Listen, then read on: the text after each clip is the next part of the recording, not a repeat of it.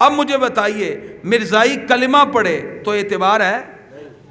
کیونکہ ان کا ایک موقف یہ بھی ہے کہ 1857 میں قرآن جو اصل تھا وہ اٹھا لیا، اب جو قرآن نازل ہوا ہے یہ ہمارے مرزا غلام احمد قادیانی پہ نعوذ باللہ۔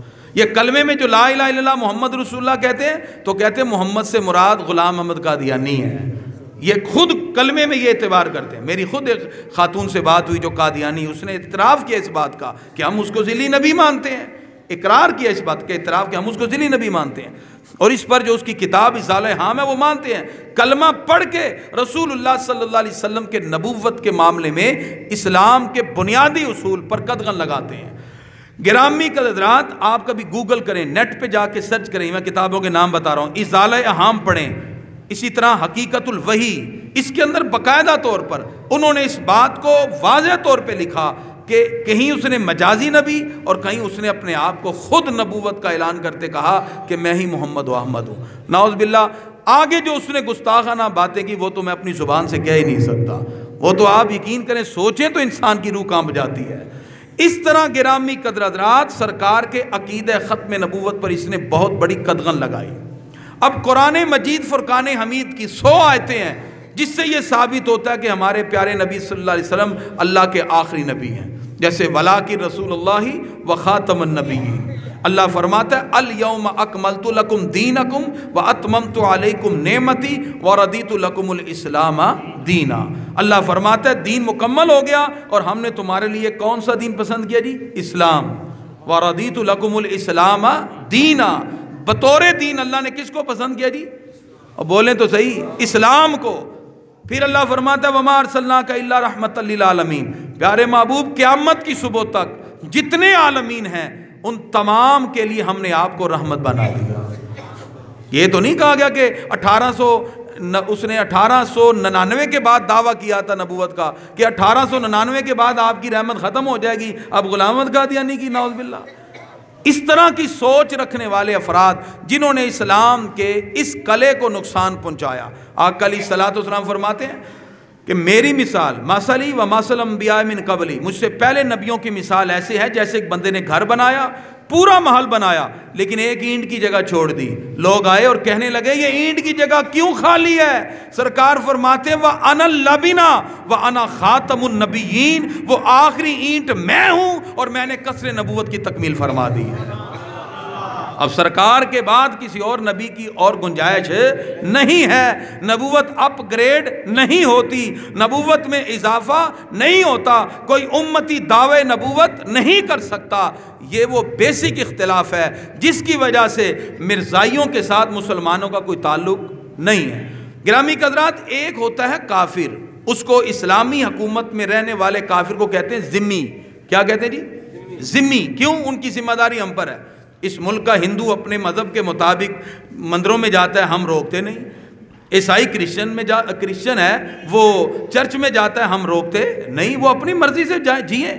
اور اسلامی ریاست میں ان کو پورا حق دیا جاتا ہے کیونکہ وہ اس ملک کے رہنے والے ہیں، وہ اس ملک کے باسی ہیں۔ اسلام یہ کہتا ہے کہ کافروں کے ساتھ بھی حسن سلوک کرو، جو اسلام کا نقطہ نگاہ ہے۔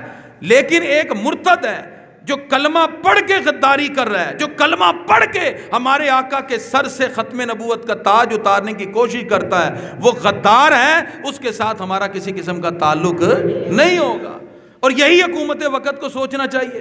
ہم تو حیران ہیں اس حکومت پر، ریاست مدینہ کا ٹائٹل لگایا ہے اور کہا جاتا ہے جی کوئی شراب پیے تو ہم کیسے روکیں؟ بھی آپ کے پاس حکومت ہے، ریاست مدینہ یہ کیسے ہو گئی؟ حضرت عمر فاروق رضی اللہ تعالیٰ عنہ، آپ کے بیٹے ابو شاہمہ نے شراب پی، آپ کو پتا چلا ریاست مدینہ تو یہ ہے، آپ نے کہا کوئی کوڑے نہیں مارے گا، لاؤ اس کو، اپنے بیٹے کو لٹایا، کوڑا پکڑا اور مارتے گئے 80 کوڑے مارے، یہاں تک کہ آپ کا بیٹا وہیں دنیا سے چلا جاتا ہے۔ یہ عمر فاروق نے قائم کیا تھا نظام، تو شراب پینے پہ اپنے بیٹے کو مار مار کے کوڑے دنیا سے لے گئے، کہا جائے دنیا سے، لیکن اصول اسلام کا ہوگا۔ یہ اسلامی حکومت ہے۔ نہ یہ کہ ایک ہندو اگر بل پیش کرتا ہے تو آپ اس کو بھی اٹھا کے ادھر رکھ دیں اور کہیں جی یہ کون ہے پیش کرنے والا. ہر مذہب کے اندر موریلٹی موجود ہے, اخلاقیات موجود ہے. اسی طرح ہمارا حکومت سے ہی مطالبہ ہے finality of the Holi profit کو سمجھیں, ختم نبوت کو بھی سمجھیں. یہ مسلمانوں کے, کروڑوں مسلمانوں کے یہ جذبات سے کھیلنے والی بات ہے کہ آپ قادیانیوں کو عہدے دیتے جائیں یا ان کے ساتھ نرمی کا پہلو رکھیں یا ان کو پاکستان کے قانون سے جس طرح ان کو ثابت کیا گیا کہ وہ غیر مسلم اقلیت ہیں اور آپ ان کے لیے یہ مطالبہ کریں نہیں جی ان کو بھی اپنے ساتھ شامل کیا جائے. جو غدار ہے وطن کا اس کے لیے وطن میں اگر جگہ نہیں تو جو غدار ہے اس دین کا اس کے لیے اس وطن میں کیسے جگہ ہو سکتی ہے. یہی وہ بنیادی بات ہے گرامی قدرات جس کو سمجھنے کے بعد ہر مسلمان اس بات کو واضح طور پہ سمجھ سکتا ہے.